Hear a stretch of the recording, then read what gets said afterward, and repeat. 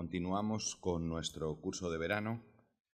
Presento muy brevemente a los profesores don Jaime Rosell Granados, es catedrático habilitado de la Universidad de Extremadura, de su Facultad de Derecho, catedrático de Derecho Eclesiástico del Estado, y María del Mar Leal Adorna, que es profesora titular de Derecho Eclesiástico de la Universidad de Sevilla.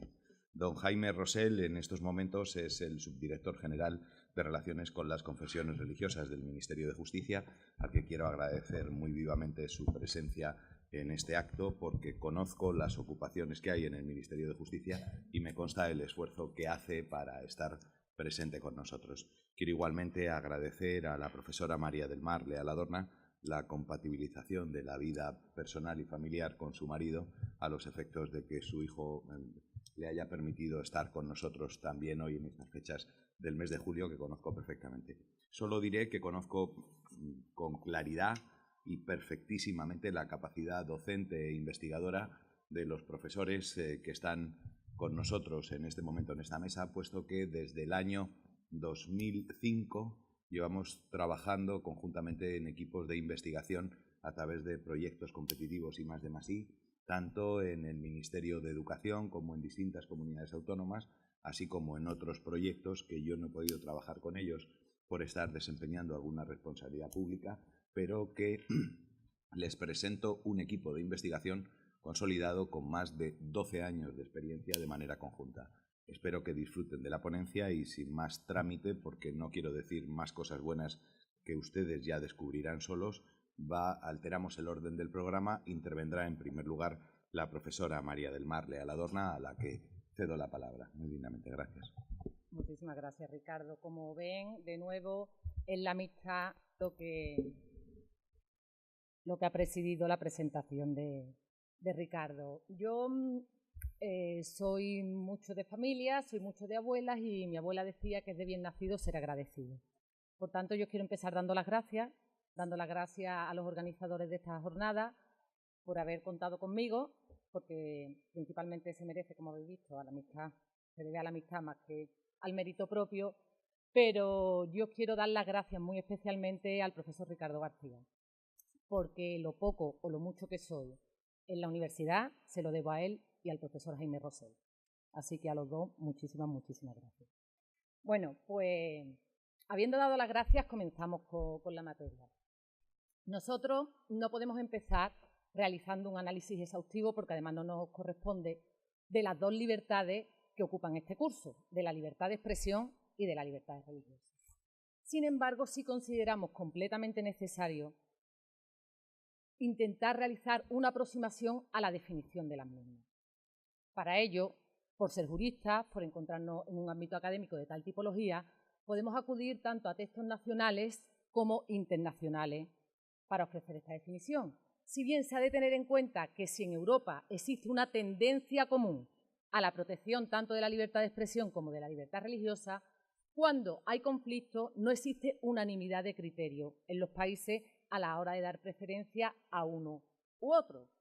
Por ello, de todos los textos que podemos utilizar, la Declaración Universal de Derechos Humanos, el Convenio Europeo de Derechos Humanos, el Pacto Internacional de Derechos Civiles y Políticos, las legislaciones nacionales, nosotros nos vamos a centrar en el segundo de ellos, en el Convenio Europeo de Derechos Humanos. ¿Por qué? Pues por el título de nuestra ponencia. A nosotros se nos ha encargado analizar los conflictos entre la libertad religiosa y la de expresión según la doctrina del Tribunal Europeo de Derechos Humanos, y esto obligatoriamente se ha de basar en el convenio. Pues bien, en el convenio, la libertad de expresión, ojo al dato, cuando hablamos siempre de conflicto entre libertad de expresión y libertad religiosa, se hace referencia en primer lugar a la libertad de expresión. Sin embargo, en el Convenio Europeo de Derechos Humanos se recoge en primer lugar a la libertad religiosa. Pero nosotros, para no ser discordantes, vamos a abordar en primer lugar a la libertad de expresión. Según el artículo 9 del Convenio Europeo de Derechos Humanos, tal y como se puede leer en la diapositiva, se establece: toda persona tiene derecho a la libertad de expresión. Este derecho comprende la libertad de opinión y la libertad de recibir o de comunicar informaciones o ideas sin que pueda haber injerencia de autoridades públicas y sin consideración de fronteras. Si analizamos muy brevemente esta definición, vemos que realmente dentro de la libertad de expresión existen dos libertades distintas. La libertad de expresión propiamente dicha, que hace referencia a la exposición de ideas y cuyos titulares serían los ciudadanos, y por otra parte, la libertad de información. Libertad de información donde los titulares pasivos son los ciudadanos, pero los titulares activos son, aunque no solo, los periodistas. Esta dicotomía, es decir, esta distinción dentro de la libertad de expresión de dos tipos diversos de libertades aparece claramente establecida en el artículo 20 de nuestra Constitución española.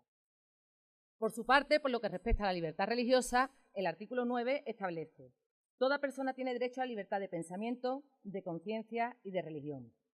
Este derecho implica la libertad de cambiar de religión o de convicciones, así como la libertad de manifestar su religión o sus convicciones individual o colectivamente, en público o en privado, por medio del culto, la enseñanza, las prácticas y la observancia de los ritos. Del mismo modo, este derecho aparece recogido dentro de nuestra Carta Magna en el artículo 16. Nos encontramos, y esto es fundamental que lo tengamos presente en todo momento, ante dos tipos de libertades completamente necesarias en una sociedad democrática. Hemos de partir de esta premisa. Dos libertades necesarias en una sociedad democrática, dos derechos fundamentales que no se encuentran ilimitados. Poseen tanto límites generales como límites particulares. Los límites generales a los que nos referimos son los que tienen que cumplir una serie de características. Las características son las establecidas por el Tribunal Europeo de Derechos Humanos, que se ha venido a denominar como el test de Estrasburgo. Todo límite, tanto a la libertad de expresión como a la libertad religiosa, ha de cumplir tres requisitos fundamentales. En primer lugar, que esos límites queden recogidos a través de ley nacional. En segundo lugar, que persigan un fin legítimo. Y en tercer y último lugar, que sean necesarios para una sociedad democrática. Lo que significan estos requisitos lo vamos a ir analizando a colación de las distintas sentencias del Tribunal Europeo de Derechos Humanos que vamos a analizar. Además de estos límites generales, existen límites específicos establecidos en el propio convenio. Así, si nos fijamos, existe una larga lista de límites específicos para la libertad de expresión: la seguridad nacional, la integridad territorial, la seguridad pública, la defensa del orden, la prevención del delito, de la salud, de la moral, etcétera, etcétera, etcétera. Mientras que en relación a la libertad religiosa nos encontramos que se encuentra mucho menos limitada. Simplemente se establecen como límite la seguridad pública, la protección del orden, de la salud, de la moral pública y el ejercicio de los derechos y libertades de los demás. Estos 5 límites coinciden con 5 de los límites de la libertad de expresión, pero la libertad de expresión se encuentra aún más limitada que la libertad religiosa. Por tanto, podríamos pensar en un inicio que en caso de conflicto entre una y otra, la que tiene más limitaciones es la libertad de expresión, por tanto va a prevalecer la libertad religiosa. Pues vamos a ver qué es lo que ocurre. Habiendo sentado las bases de lo que es la definición y los límites, vamos a centrarnos ya en las sentencias dadas por el Tribunal Europeo de Derechos Humanos en esta materia. Existen distintas clasificaciones sobre los tipos de sentencias que ha emitido el Tribunal Europeo de Derechos Humanos. Y yo he traído a colación dos autores que me parecen muy didácticas. La primera de ellas es la establecida por un compañero nuestro, el profesor Martínez Torrón, donde se dice que el Tribunal Europeo de Derechos Humanos, cuando ha tratado el tema de la libertad de expresión frente a la libertad religiosa, se ha basado en o bien ideas antirreligiosas que ofenden sentimientos religiosos, ideas religiosas que bien o van a ofender sentimientos religiosos de otras confesiones, de ateos o de democracias laicas, y en último lugar la libertad de expresión, que lo que hace es atacar a la reputación de representantes eclesiásticos. Esa clasificación por un lado. Por la otra, la clasificación establecida por el profesor Martín Retortillo. Y según este profesor, que es catedrático de Derecho Administrativo y que se ha dedicado bastante al estudio de la sentencia del Tribunal Europeo de Derechos Humanos, según este profesor, existen solo 2 tipos de sentencias del Tribunal Europeo de Derechos Humanos. Aquellas que se centran en la fuerza de las imágenes y aquellas que se centran en la fuerza de las palabras.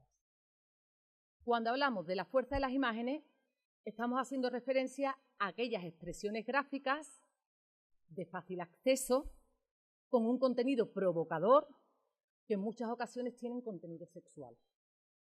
Mientras que cuando hacemos referencia a la fuerza de las palabras, nos referimos principalmente al debate de ideas, a la crítica, etcétera, etcétera, etcétera.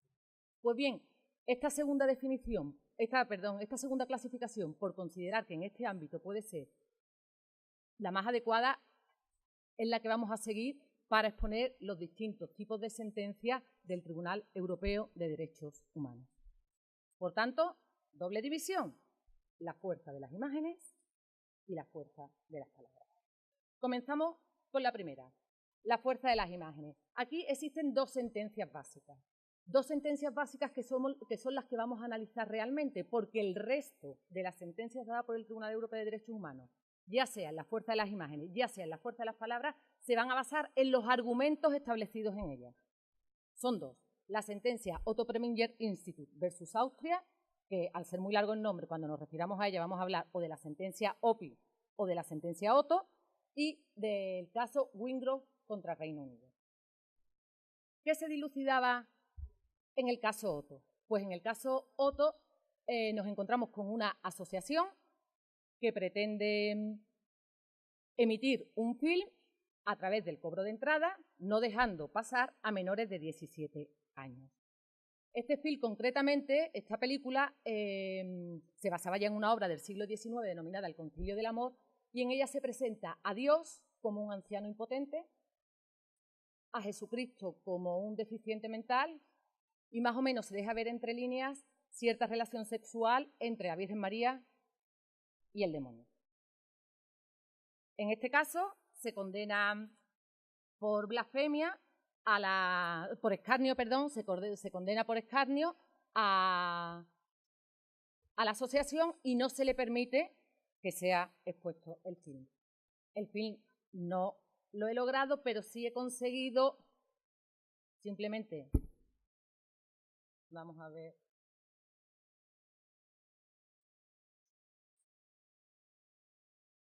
aquí se ve, lo que no hay es sonido, ¿no?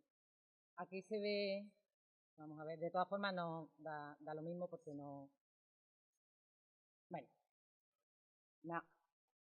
Aquí veis, él es Jesucristo que aparece como un deficiente mental, que más que como un deficiente mental yo le veo pinta de Frankenstein.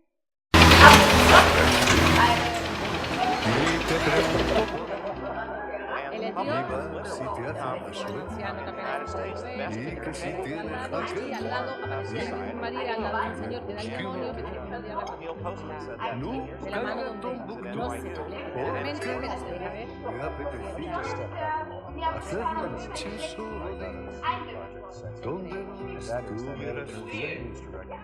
Por eso nunca llegué a Tombuctú.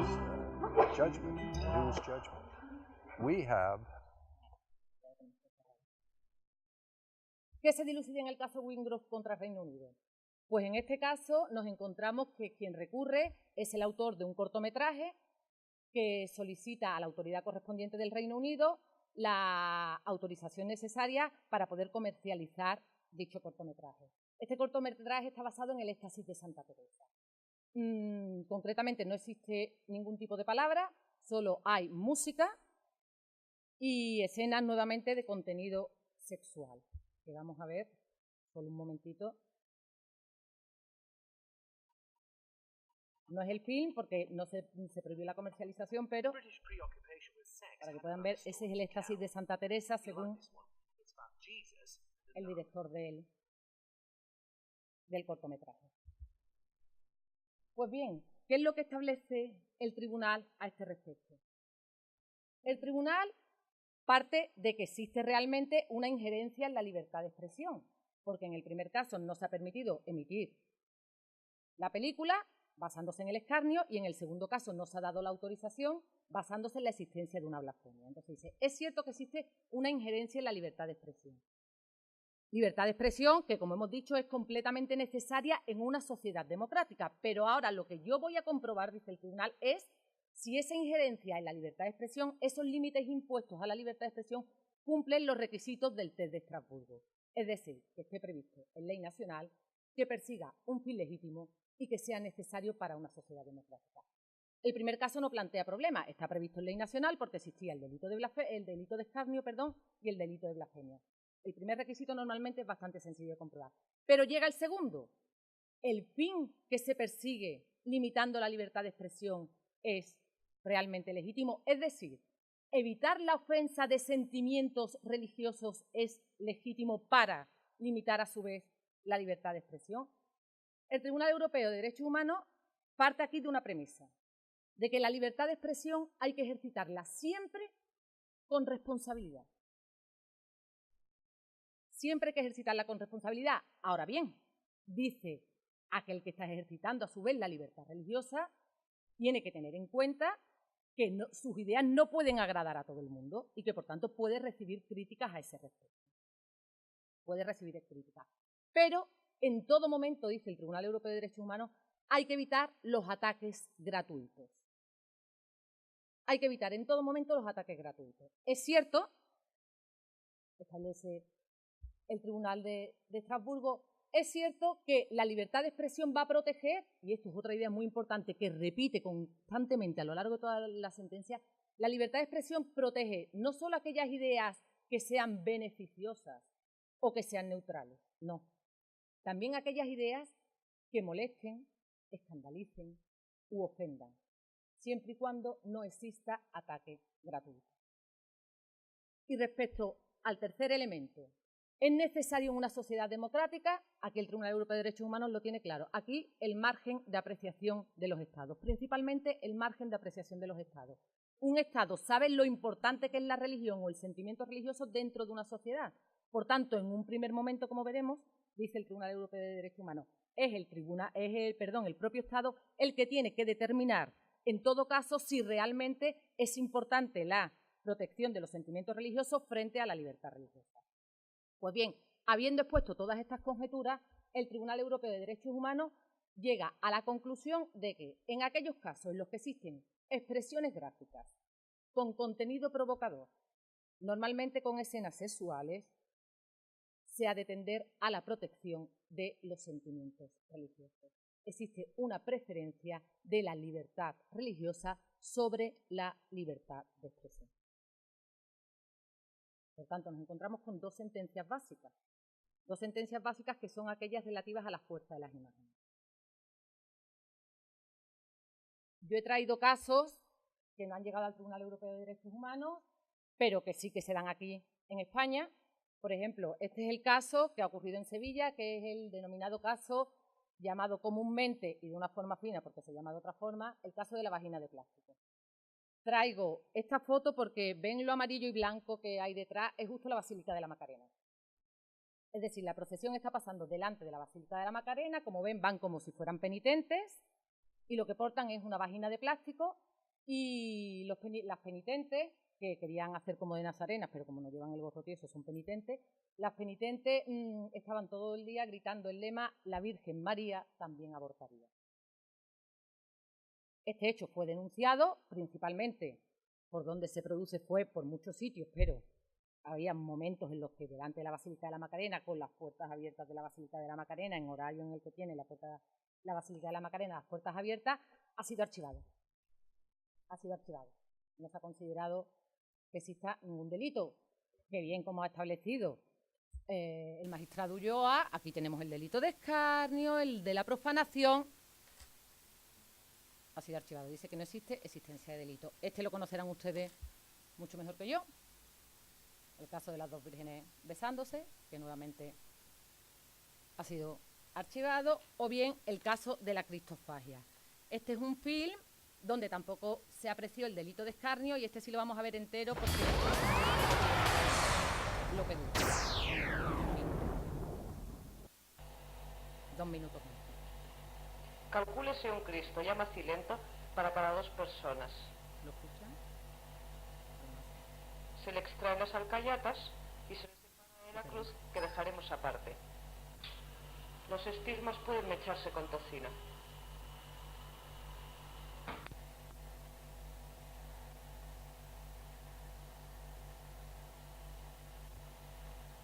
Se desencostra con agua tibia y se seca cuidadosamente.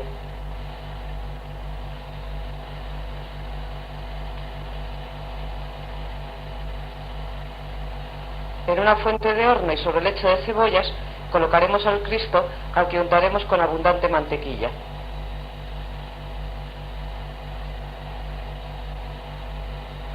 Una vez salpimentado, pueden añadírsele especias y finas hierbas al gusto.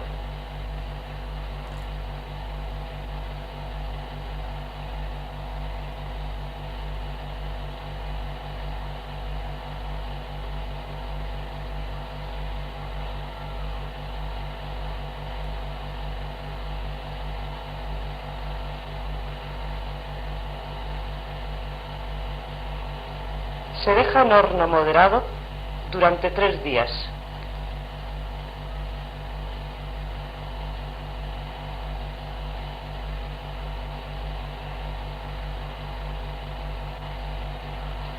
Al cabo de los cuales sale completamente solo.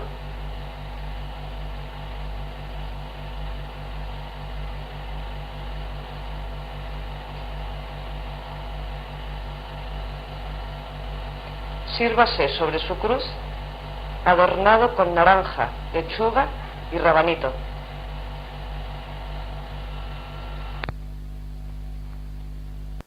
Ya finaliza. Este es otro caso que se dio en España y que tampoco fue apreciado el delito de... Este es uno de los casos prácticos que le pongo siempre a mis alumnos, porque la verdad es bastante provocador, entonces suelen entrar bastante en el juego. Tampoco fue apreciado el delito de escarnio porque consideraban que faltaba la intención de ofender, porque en España, para que se aprecie el delito de escarnio, y como se ve, hay una crítica al dogma principalmente de la resurrección, a los 3 días sale solo, etcétera, etcétera, etcétera. Pues bien, esto hemos dicho que íbamos a dividir la exposición en 2 partes, la fuerza de las imágenes y la fuerza de las palabras. La fuerza de las imágenes, por lo que hemos visto, para el Tribunal Europeo de Derechos Humanos merece especial protección la defensa de los sentimientos religiosos y, por tanto, la libertad de expresión puede ser limitada. ¿Qué es lo que ocurre en el caso de la fuerza de las palabras? Pues para la fuerza de las palabras, el Tribunal Europeo de Derechos Humanos va a utilizar exactamente los mismos argumentos que para el caso Otto y el caso Wingroup. Exactamente los mismos, pero para llegar a una conclusión completamente opuesta. Se utilizan los mismos argumentos, son sentencias casi copiadas las unas de las otras y se llega a una solución completamente diversa. Son varias las sentencias que han tratado sobre este tema. Yo esto voy a ser bastante más breve, principalmente porque si no, no le voy a dejar tiempo al profesor Rosell y porque como se basan los mismos argumentos, realmente no hay que repetirlos. Nos encontramos, por ejemplo, el primero de los supuestos es el caso Paturel contra Francia. En el caso Paturel contra Francia, lo que se realiza es una condena, pero a través de una sanción económica al autor de un libro donde se critica a la Asociación Antisectas de Francia, porque se dice que esta asociación es brazo derecho del Vaticano, a pesar de que está formada por librepensadores, ateos, laicistas, católicos, personas de otras religiones. Sin embargo, se considera el brazo derecho del Vaticano y asegura que se utiliza para ir en contra del resto de las confesiones que no son la católica. Se le condena por difamación y se le impone una sanción económica y además que se publique la sentencia en 2 periódicos de tirada nacional.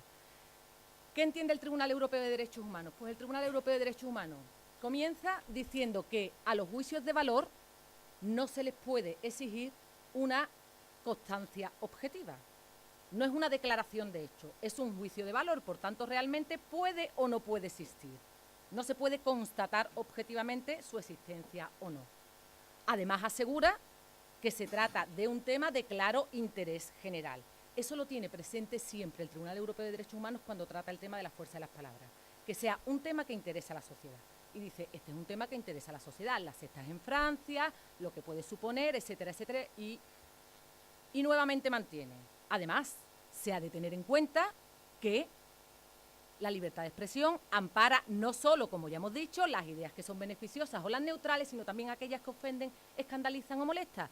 Y si se han sentido ofendidos, escandalizados o molestados, pues se sienten mucho. Por tanto, considera que ha existido una violación del artículo 9 del convenio, ha existido una violación de la libertad de expresión. Aquí la injerencia, según el Tribunal Europeo de Derechos Humanos, no se encuentra justificada.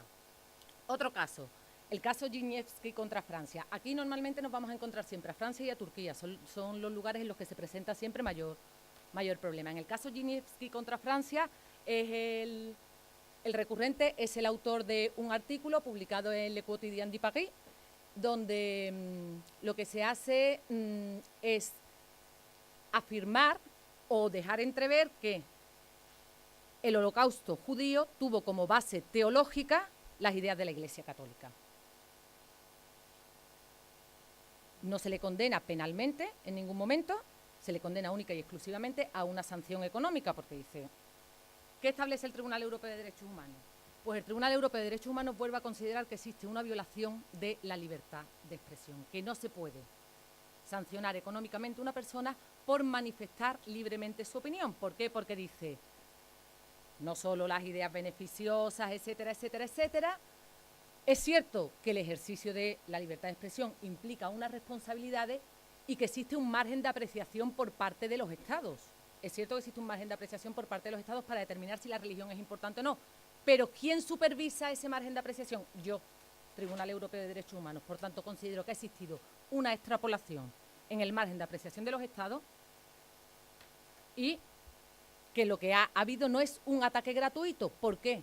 Porque dice que ha contribuido este artículo al debate público, a un debate de la sociedad sobre el Holocausto judío, independientemente de que se considere que proviene de tal o de cual causa. Pero esto contribuye al debate histórico. Y como contribuye al debate histórico, por ejemplo, dice, el tribunal considera sobre todo que el demandante ha querido elaborar una tesis sobre el alcance de un dogma y sus posibles vínculos con los orígenes del Holocausto. Ha contribuido así, por definición discutible, a un vasto debate de ideas ya entablado, sin abrir una polémica gratuita o alejada de la realidad de las reflexiones contemporáneas. La búsqueda de la verdad histórica es parte integrante de la libertad de expresión. Por tanto, violación del artículo 9 del Convenio Europeo de Derechos Humanos. Siguiente caso. El caso Aydin Talaf contra Turquía. Aquí la condena que se da al autor de este libro es una condena por 10 euros. Una condena por 10 euros. Realmente existió una condena penal, pero que no fue ejecutada por los tribunales. Total, que al final lo que se decide es sobre esa condena de 10 euros. En el libro, el autor realiza determinadas afirmaciones, por ejemplo, el hecho de que Dios no existe, es la conciencia de los analfabetos quien la ha creado, ese Dios se inmiscuye en todo, incluye la cuestión de cuántos palos hay que infligir en caso de adulterio, qué parte del cuerpo del ladrón ha de ser amputada, etcétera, etcétera. O cuando se refiere a Mahoma dice, toma sus sueños por realidades, se presenta con sus versículos absolutamente insensatos, tanto adopta una actitud tolerante como ordena la yihad, hace de la violencia su política fundamental. El paraíso da la promete a los hombres, una verdadera vida parásita de aristócratas. Esas son algunas de las opiniones vertidas en el libro. ¿Y qué establece el Tribunal Europeo de Derechos Humanos? Pues el tribunal, los tribunales nacionales lo condenan, como hemos dicho, por blasfemia, pero no lo ejecuta, sin embargo, sí le pone la condena de 10 euros. Dice que ha existido una injerencia en la libertad de expresión, pero que además ha supuesto una violación de la libertad religiosa, porque nuevamente utiliza todos los argumentos que ya hemos expuesto y que no vamos a repetir y asegura, no se observa en los pasajes incriminatorios un tono insultante dirigido a los creyentes o un ataque abusivo a símbolos religiosos sagrados, en particular islámicos, a pesar de que los musulmanes podrían ciertamente sentirse ofendidos al leer el libro por sus comentarios cáusticos sobre la religión. Nuevamente se vuelve a basar, no solo se amparan las ideas beneficiosas, sino aquellas que ofenden, es decir, los musulmanes se pueden sentir ofendidos, pero eso también queda amparado por la libertad de expresión. Por tanto, nos encontramos que en el caso de la fuerza de las imágenes se da una preferencia a la libertad o a la protección de los sentimientos religiosos más que a la libertad religiosa sobre la libertad de expresión, mientras que en el caso de la fuerza de las palabras ocurre todo lo contrario, excepto en un caso, en el caso IA contra Turquía. En este caso se condena a 4 años de cárcel, o sea, aquí sí que existe una condena real, por blasfemia contra Dios, la religión, el profeta y el libro sagrado, por vertir algunas opiniones que, bajo mi punto de vista, son menos graves que las que hemos visto anteriormente. Porque dice, lo que abstrae a los imanes de cualquier pensamiento, de toda capacidad de pensar, lo que les deja como un manojo de hierba. Hablando de Abraham, es evidente que se cuentan engaños. Será un Dios sádico, el Dios de Abraham es tan mortal como Mahoma. Aquí, en cambio, el Tribunal Europeo de Derechos Humanos, utilizando nuevamente los mismos argumentos que en la sentencia Otto y que en la sentencia Wingrove, llega a la conclusión contraria. Dice, no, señores, aquí sí que ha existido una injerencia, pero una injerencia justificada, porque existía una necesidad social imperiosa de parar a este señor. Por eso es normal que se le meta 4 años en la cárcel, o sea, el otro no lo era, ya he terminado. El otro no lo era. Sin embargo, en este caso, y es el único que conozco de la fuerza de las palabras, donde se da una preferencia a la protección de los sentimientos religiosos frente. Y este es el resumen de todo lo que hemos dicho hasta este momento. Resumen que se basa en la sentencia Otto y en la sentencia Windruff. El Tribunal Europeo de Derechos Humanos parte siempre de la libertad de expresión, no de la religiosa, siempre de la libertad de expresión. Establece que es necesaria para una sociedad democrática, que amparará aquellas ideas que ofenden o molestan, pero que es cierto que tiene límites. Y esos límites serán ejercitarla con responsabilidad, que se eviten ataques gratuitos y que se cumpla en todo momento los requisitos del test de Estrasburgo, es decir, previstos en ley nacional, fin legítimo y necesarios en una sociedad democrática. Por tanto, el Tribunal Europeo de Derechos Humanos en materia de libertad religiosa ha tenido dos tipos de sentencias, una relativa a las ofensas gratuitas a la religión, que son los que hemos visto, y las otras relativas al discurso del odio o el hate speech, que es el que va a explicar el profesor Jaime Rosell. Muchas gracias.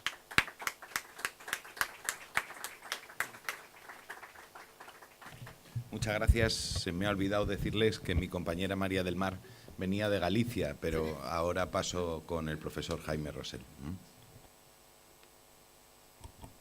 Muchas gracias, Ricardo. Bien, yo en primer lugar quería también agradecer, antes de comenzar mi intervención, a la Universidad Católica de Valencia, a su Facultad de Derecho, a su Facultad de Derecho Canónico también, y a los organizadores, en definitiva, de este curso de verano, bueno, pues la invitación para poder estar con ustedes compartiendo una serie de reflexiones en muy poco tiempo, porque antes de comenzar a hablar ya me han regañado y me han dicho que no se me ocurre extenderme más de 15 minutos, acerca de algo que cada vez está más, desgraciadamente, más de moda en nuestra sociedad, y a lo que las autoridades europeas y las autoridades nacionales, en este caso las de nuestro país, han tenido que empezar a prestar atención, y es lo que se conoce como el hate speech o el discurso de odio, cada vez, como digo, desgraciadamente más presente en la sociedad occidental. Tan es así que diferentes organismos regionales e internacionales, Naciones Unidas, Unión Europea, Consejo de Europa, han empezado a tratar de estas cuestiones en diferentes documentos internacionales, y ya hace tiempo que desde Europa se están estableciendo o desarrollando acciones de prevención y monitorización de esta cuestión, bien a través de la Agencia Europea de Derechos Fundamentales, el FRA, el propio Consejo de Europa a través de la ECRI, o la propia OSCE a través de su Oficina para los Derechos Fundamentales, ODIHR, para los Derechos Humanos. El 2016 comienza y los medios de comunicación se acuerdan de que es el primer aniversario de la famosa matanza de Charlie Hebdo. Al mismo tiempo, en Finlandia nos encontramos con un grupo que se hace llamar los soldados de Odín, que empiezan a patrullar las calles diciendo que lo que quieren es salvaguardar la seguridad, pero en realidad estamos viendo cómo tienen comportamientos xenófobos. Y de la misma manera, en España hemos tenido sucesos que todos conocéis, como los actos de profanación, aquella capilla universitaria en la Facultad de Derecho de la Universidad Complutense, en la que participaron algunos hoy representantes políticos en el Ayuntamiento de Madrid, el famoso escándalo de la compañía de títeres en Madrid también, en la que pues se hace o se mandan mensajes de odio, cuando menos de rechazo hacia determinadas figuras que pertenecen a una determinada confesión religiosa, o la famosa entrega de premios de poesía en la ciudad de Barcelona, en la que una señora decide hacer una versión muy original de lo que era el Padre Nuestro. Todo esto tiene que ver, en parte, con la libertad de expresión y los ataques y las ofensas a los sentimientos religiosos, pero también tiene que ver, en cierta medida, con la cuestión del discurso de odio. Yo me voy a referir muy brevemente al discurso de odio, porque es lo que se me ha dicho que tenía que hablar aquí, en relación a cómo la jurisprudencia del Tribunal Europeo de Derechos Humanos lo ha tratado, aunque sí que al final haré una breve referencia a su conexión con la cuestión de la libertad religiosa y en qué medida o cuáles pueden ser las líneas futuras de actuación hacia donde debemos debemos tener.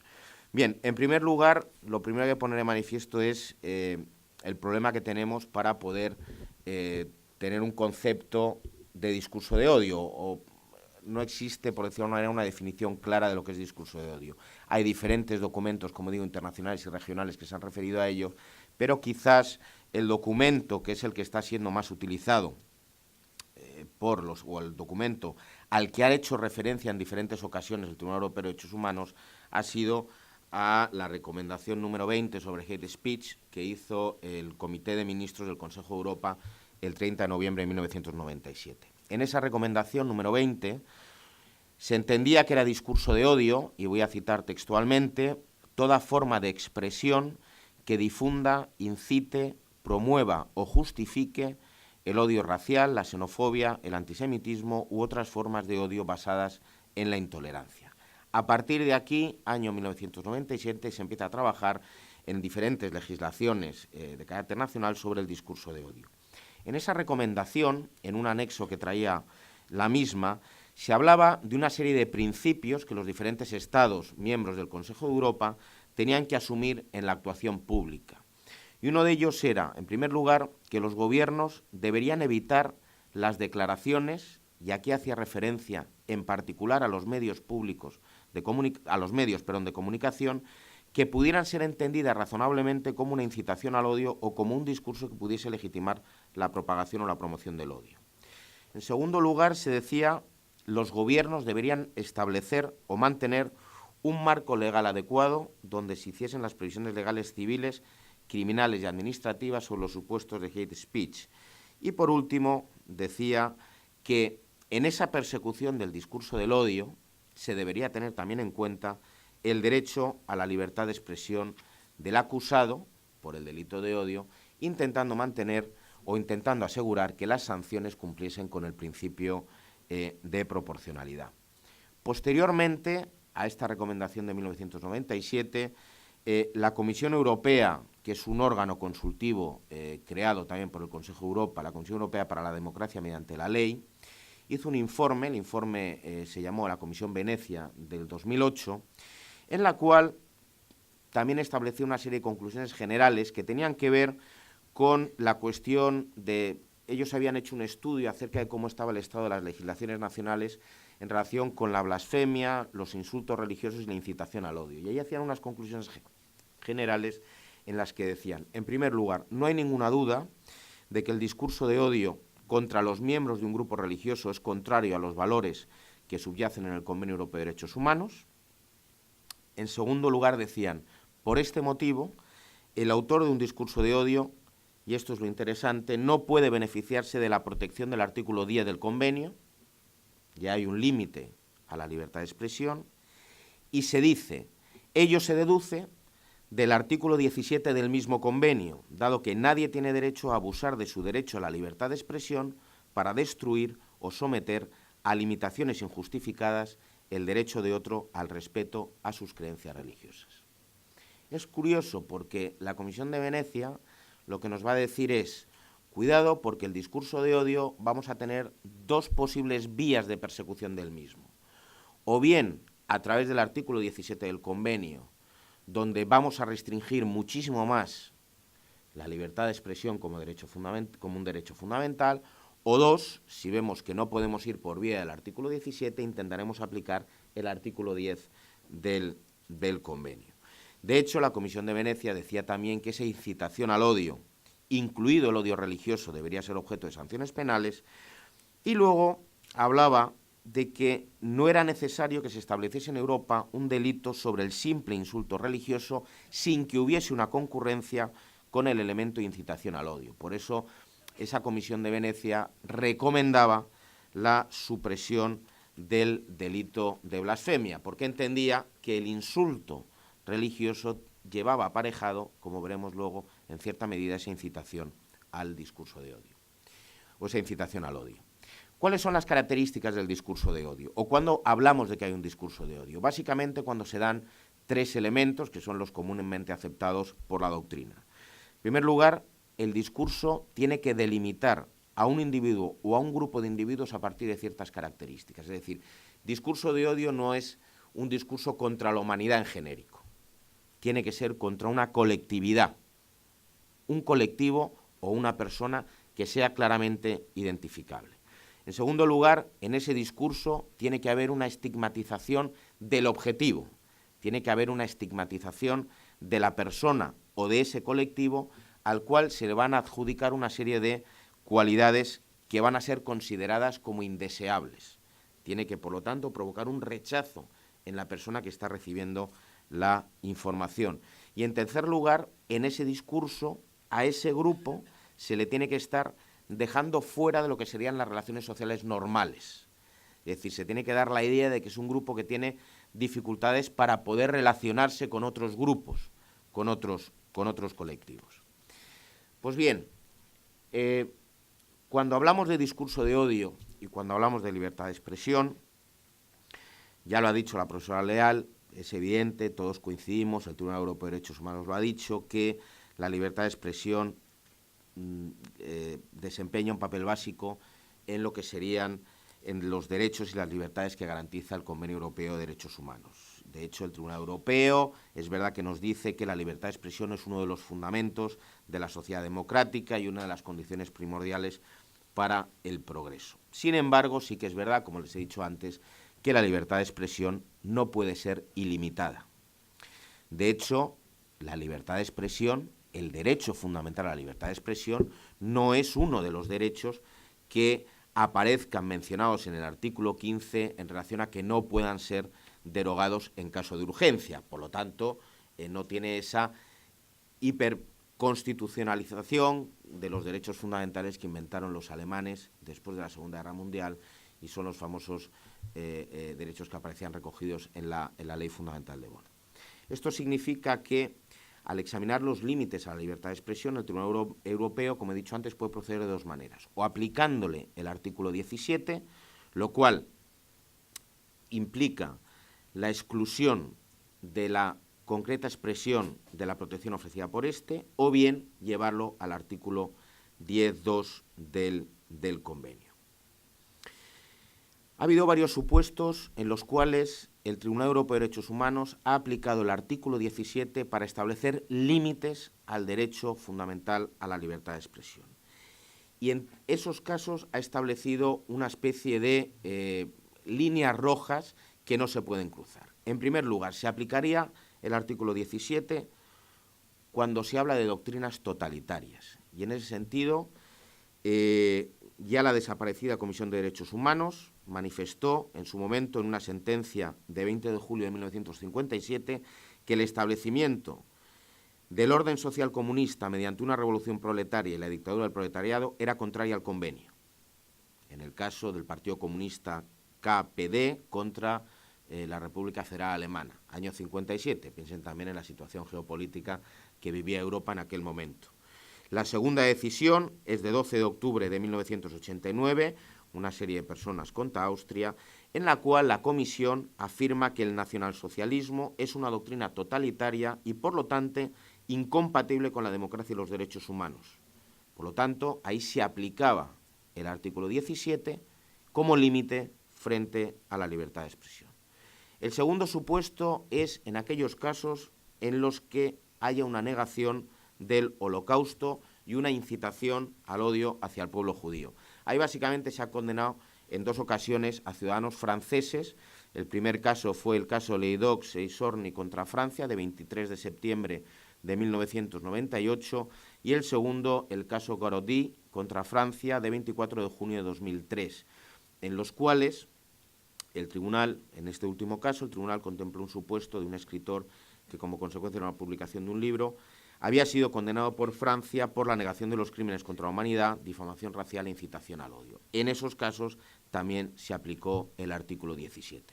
El último caso en el que se aplica el artículo 17 es cuando en ese discurso de odio hay un discurso de odio racial o hay una incitación al odio racial. Y fue, en este caso, el caso Norwood contra el Reino Unido, de 16 de noviembre de 2004, en el cual el tribunal contempla una forma de expresión contra los musulmanes. En este caso era una persona la cual, después de los atentados del 11 de septiembre, había colocado en la ventana de su casa un gran cartel con una fotografía de las Torres Gemelas de Nueva York en llamas y un letrero que decía: fuera el Islam de Gran Bretaña, protejamos al pueblo británico. En ese sentido, el tribunal también aplicó el artículo 17 y estimó que el cartel constituía la expresión pública de un ataque dirigido contra todos los musulmanes del Reino Unido, y decía que un ataque tan genérico y vehemente contra un grupo religioso determinado, vinculándolo, la existencia de ese grupo religioso, con un acto de terrorismo,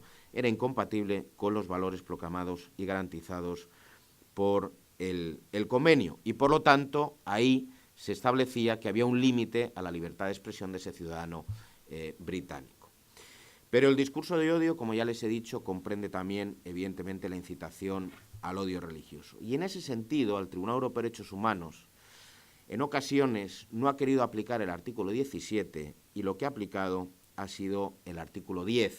El artículo 10 para limitar ese derecho a la libertad de expresión. Ya sé, señor moderador, que me quedan 2 minutos, 3 minutos. Con lo cual, básicamente, les voy a dar las referencias de algunas sentencias, porque sí que no me voy a... lo que quiero hacer son unas consideraciones finales, que me parece lo verdaderamente importante la exposición que estoy haciendo y no los datos que estoy dando. Ahí hay un caso, el caso Soulas y otros contra Francia, de 10 de julio de 2008, en el cual aquí ya no se aplica el artículo 17, sino que van a aplicar el artículo 10.2 del convenio y, por lo tanto, van a limitar la libertad de expresión en este caso. Y era un caso en el cual una persona, el señor Soulas, había publicado un libro titulado La colonización de Europa, en el que se subrayaba la incompatibilidad europea con la civilización islámica. Ya se afirmaba que este problema solo se podía solucionar si estallaba una guerra civil étnica. En este sentido, el Tribunal Europeo señaló que el libro ofrecía una imagen negativa de las comunidades mencionadas en el mismo, es decir, las comunidades musulmanas, y consideró que el objeto era provocar en los lectores un sentimiento de rechazo hacia ellas. Por lo tanto, afirmó que la condena por incitación al odio estaba basada en motivos adecuados y que la injerencia en la libertad de expresión, en este caso, sí era necesaria para garantizar la sociedad democrática. El caso Soulas es un caso en el que, curiosamente, Francia alegó, por un lado, el artículo 17 y, por otro lado, el 10.2, pero, curiosamente, el Tribunal Europeo desestimó fijarse en el artículo 17, no se sabe por qué, y aplicó el 10.2. Ha habido otros casos, fundamentalmente en Turquía, en los cuales también ha habido unos intentos de condenar por delito de odio a distintas personas y, curiosamente, solo ha prosperado en 2 casos, en todos ellos, como digo, aplicando el 10.2. Por ejemplo, el caso Gunduz contra Turquía, el simple hecho de defender en un programa de televisión que un régimen político basado en la Sharia sería el adecuado para aplicar en Turquía, se entendió que, bueno, no era susceptible de ser condenado, que no era susceptible de ser entendido como delito de odio, y por lo tanto se condena a Turquía, que había condenado previamente al político que había defendido la posibilidad del establecimiento de un régimen político de esa naturaleza. En el caso Güzel contra Turquía, también del 2006, un político, también fue procesado por un discurso que dio en mitad de una campaña. El gobierno turco le condena porque entiende que hay una incitación al odio, sobre la base de una distinción basada en la pertenencia a una religión, estaba atacando a unas comunidades cristianas.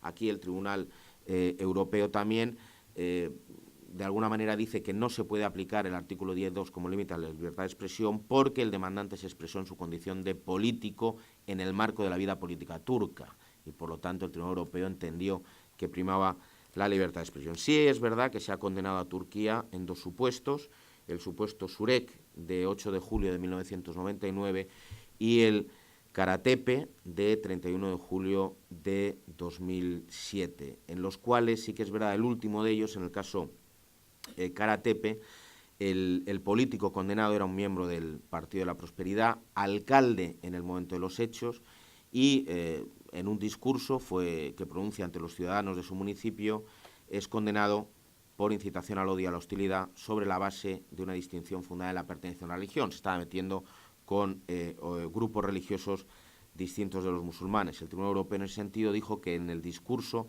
se llamaba a los musulmanes a preservar la irritación, el rencor y el odio que tienen hacia otro grupo religioso y que en ese caso no se podía beneficiar de la protección de la libertad de expresión. Y termino. Es verdad que en relación con el discurso de odio, las limitaciones a la libertad de expresión tienen un margen de apreciación muy estricto, especialmente cuando se trata del discurso político o del debate sobre cuestiones de interés general. Uno puede ver que para el Tribunal Europeo de Derechos Humanos, si ese discurso está dentro de lo que sería el debate político, parece que se permite. Es decir, las limitaciones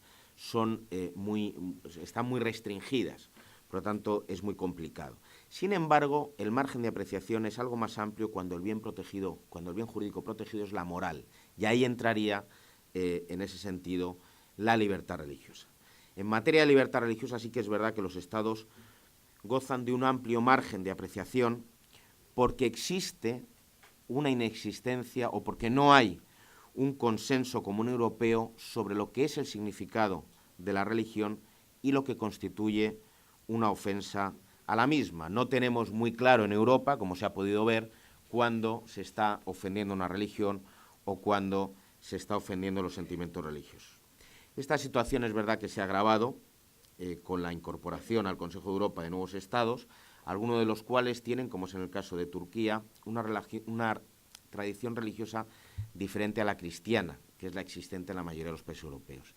Sin embargo, a pesar de que existe un amplio margen de apreciación, cuando hay un contraste, cuando hay una tensión entre la libertad de expresión y la libertad religiosa, desgraciadamente, y aquí hablo como profesor universitario y no como subdirector de Relaciones con las Confesiones, lo que estamos detectando es, en la reciente jurisprudencia del Tribunal Europeo, una progresiva, como digo, afirmación de la protección de la primera, es decir, de la libertad de expresión, frente a la segunda, que es la libertad religiosa.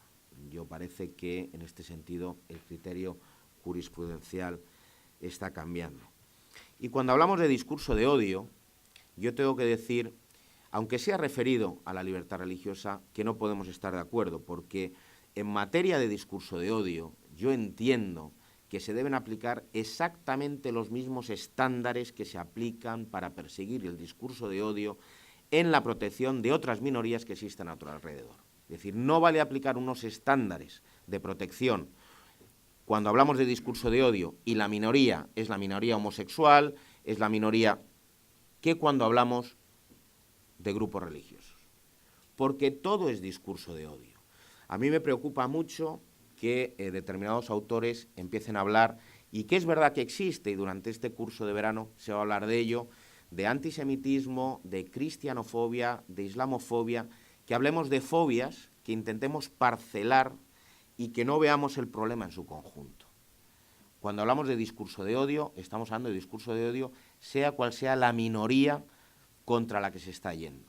Me preocupa de que haya una especial protección de determinadas minorías en materia de discurso de odio, y cuando entra en danza la religión, parece que ese discurso de odio se tiene que ver mitigado como consecuencia de la libertad, como digo, de expresión. Es verdad que fuera de lo que es el hate speech, del discurso de odio, es verdad, y lo dice el Tribunal Europeo de Derechos Humanos, el lenguaje ofensivo no puede ser restringido. No podemos prohibir a alguien que tenga un lenguaje ofensivo contra un determinado grupo. Pero es verdad que existe un límite que no podemos, una frontera que no debemos cruzar y a la que tiene que estar muy atenta nuestro ordenamiento. Yo puedo estar de acuerdo o no puedo estar de acuerdo con lo que dice el Tribunal Europeo de Derechos Humanos en materia de protección de los sentimientos religiosos, pero es evidente que el ordenamiento tiene que estar muy pendiente de que no existan ni calumnias ni injurias hacia las personas y hacia las instituciones. Esto es inaceptable. Si los jueces españoles no quieren aplicar el 525 porque entienden que no hay dolo en esa manifestación en la que llevan en andas un objeto de plástico, bueno, vamos a respetar la opinión de los jueces, pero es evidente que existe un Código Penal en el que se habla también de injurias y calumnias contra personas, ya sean líderes religiosos, contra instituciones. Y en segundo lugar, y me parece muy importante, y aquí sí que creo que tenemos que ser enormemente cuidadosos desde las administraciones públicas y los operadores jurídicos. No podemos permitir que se utilice el espacio público con un lenguaje que pueda, de alguna manera, ir en contra de la construcción de un clima de respeto y tolerancia entre todos los grupos.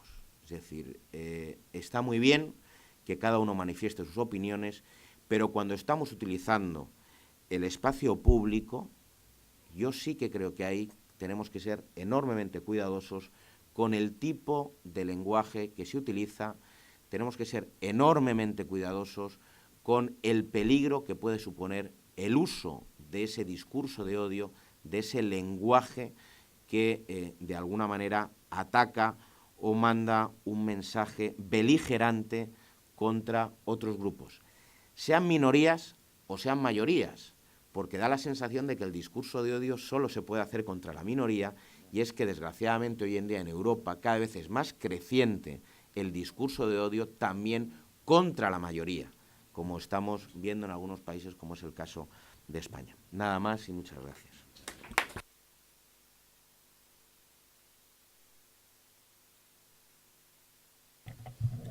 Tenemos 10 minutos para poder hacer alguna pregunta a los ponentes. Si alguien quiere, por favor.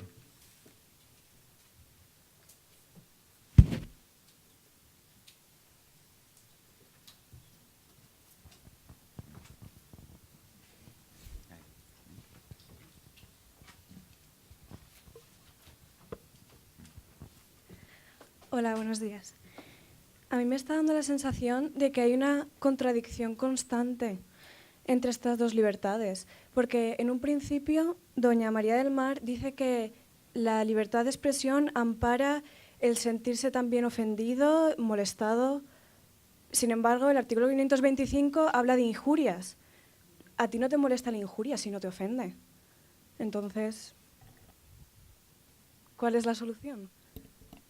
La libertad de expresión no ampara el sentirse ofendido, ampara el verter expresiones que puedan ofender. Ese es el gran problema. Y es que los jueces con carácter general no están utilizando los artículos establecidos en el Código Penal para... Hemos visto el caso de la cristofagia, que se llama... O sea, si ahí no existía intención de ofender, ¿cuál es la intención que existe? Si ahí no existe intención de ridiculizar el tema de la resurrección, a los 3 días sale solo. Y es que se pueden citar otros muchos casos. Por ejemplo, en Sevilla es que no sé por qué, yo no sé si es porque está la Semana Santa, pero somos especialmente...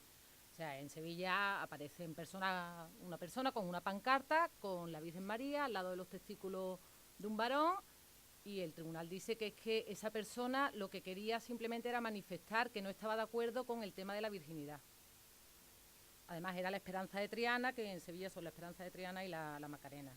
O, por ejemplo, en Valladolid, una persona que apareció con una pancarta en plena procesión de Semana Santa, donde aparecía la Virgen María con Jesús en brazos y ponía la Virgen María con su bastardo. O sea, si ahí no existe intención de ofender, si tú estás en medio de una procesión de Semana Santa, yo siempre se lo digo a mis alumnos, digo, esa persona fue muy lista y se fue a Valladolid, porque eso lo hace en medio de la procesión de la Macarena, digo, y desde luego no lo condenan, porque le dan una paliza que se lo llevan directamente a San Fernando. San Fernando es el cementerio de Sevilla. Digo, no lo van a condenar.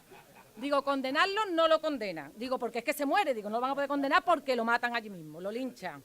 Digo, se fueron a Valladolid, que son mucho más templados que nosotros. Digo, aquí desde luego, pero vamos, ni en la de la Macarena, ni en las más mínimas se le ocurre a nadie aparecer así. Es que los jueces verdaderamente, y siento decirlo, creo que no están utilizando las herramientas que tienen. Deben utilizarlas y no las utilizan. Yo no conozco apenas ningún caso donde se haya condenado por delito de escarnio. Y es que la intención de ofender... Claro que no la quieren utilizar, o al menos siempre dicen que es muy difícil de probar la intención de ofender. Ciertamente es difícil de probarla, pero en determinados ámbitos... Porque díganme a mí el hecho de ir a la procesión, el hecho de ir a la... Porque no es que todavía el de Sevilla fue por allí dándose una vuelta por los juzgados. Pero el hecho de ir a una procesión, tú tienes la intención de ofender. Si tú no tienes la intención de ofender, ¿qué intención tienes? ¿Qué intención? Según todos los jueces, normalmente se habla de manifestar tus ideas discrepantes. Yo es que manifiesto mi discrepancia con muchísimas personas con las que no estoy de acuerdo y desde luego me contengo muy mucho, aunque a veces me gustaría, de manifestarla de esa forma. Solo una cosa, en materia de discurso de odio, en su momento el Consejo de Europa habló de que tenía que haber intencionalidad. Cuando los distintos países han ido modificando sus legislaciones, yo siempre digo lo mismo, hay que sentirse muy orgulloso de lo que hizo el gobierno español. El gobierno español ha sido pionero en materia de discurso de odio al modificar su Código Penal, en el artículo 510 del mismo, porque va más allá de las recomendaciones que da el Consejo de Europa. Y en el caso del artículo 510 del Código Penal nuestro, no se hace ninguna referencia a que tenga que haber ni siquiera intencionalidad.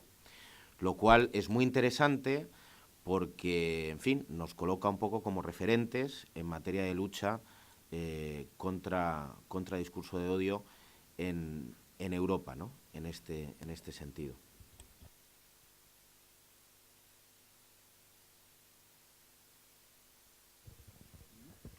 Buenos días. Al profesor Rosell quería expresarle una pregunta que surge. La República de Francia mantiene no solo un reconocimiento sobre el genocidio armenio practicado por Turquía, sino que además está penalizado desde el punto de vista informativo cualquier opinión que niegue la existencia de dicho genocidio, que además es una realidad constatable histórica y documentalmente. Sin embargo, comparativamente, desde el punto de vista de derecho comparado, España no reconoce el citado genocidio armenio realizado por Turquía. En el contexto del delito de odio, ¿cómo podríamos argumentar las posibles circunstancias derivadas de un estudio países respecto jurídicamente el contemplar o no un hecho tan flagrante como fue el genocidio armenio? Muchas gracias. Bueno, el reconocimiento no por parte de un Estado de un genocidio en otro Estado cometido por otro Estado, al final son cuestiones de política internacional. Lo que el discurso de odio lo que se entiende que debería penarse cuando se habla de discurso de odio es aquellas manifestaciones que, como digo, cumplan con las características que he dicho, es decir, que de alguna manera vayan contra un colectivo determinado, que lo estigmaticen y que además den la sensación de que es un colectivo que no está integrado dentro de lo que es la sociedad. En España no hemos tenido casos, hasta ahora que yo sepa, en los cuales se hayan producido manifestaciones o teorías negacionistas de ese genocidio, con lo cual no le puedo decir lo que ocurriría si se intentase aplicar el 510. Sí que es verdad que hemos tenido otros supuestos en los cuales, que todos conocemos, la famosa librería Europa en Barcelona, que fue condenada en un primer momento por el Tribunal Constitucional, que en un segundo momento el Tribunal Constitucional decidió decir lo contrario de lo que había dicho, y que es en parte el origen de que nosotros hayamos modificado en el Código Penal el 510, porque en el 510 no solamente se dice que se penará a aquellas personas que promuevan o inciten el odio racial, etcétera, etcétera, sino también a aquellas personas que nieguen el Holocausto. Es decir, la teoría negacionista se incorpora en el Código Penal. Repito, esto ha ocurrido en el caso del pueblo judío, en el caso del Holocausto. No tengo los datos para poder decirle qué ocurriría en el supuesto de que se produjese en nuestro país un supuesto en el que una persona fuese a los tribunales alegando que hay discurso de odio como consecuencia de la negación del genocidio armenio. Pero fíjese, el genocidio armenio es algo que las autoridades francesas tienen muy claro, pero que no parece que tuviesen tan claro en el caso del Holocausto judío, porque permitían, o se permitió en su momento, que se publicasen determinados libros en los que se defendía la teoría negacionista, ¿no? Pero de hecho en nuestro país no ha ocurrido todavía.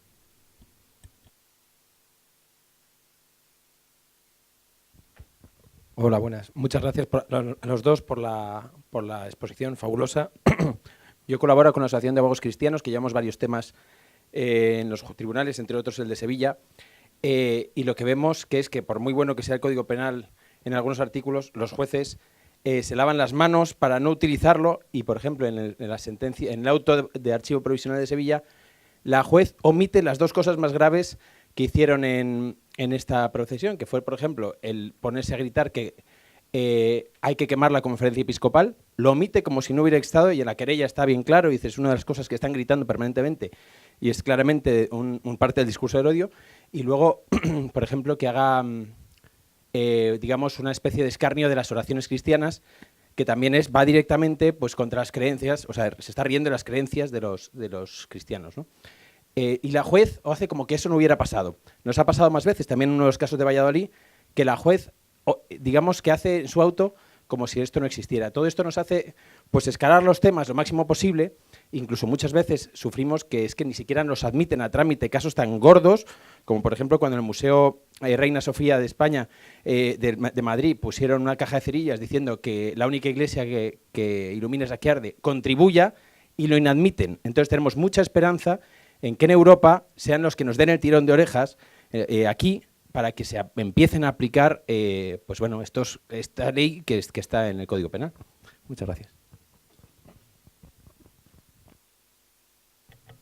Quiero decir que es tan interesante, quiero agradecer vivamente la participación, es tan interesante que en alguna de las sesiones del curso, si no me equivoco, me parece que es el miércoles, el martes hay una ponencia para explicar cuáles son las acciones que se vienen haciendo y cómo funciona el ejercicio de la colisión de estos derechos en la práctica forense. ¿Alguna pregunta más? Muy bien, no voy a tratar de convencerles. Muchas gracias. Damos un aplauso a las personas que nos acompañan y pasamos a la siguiente mesa.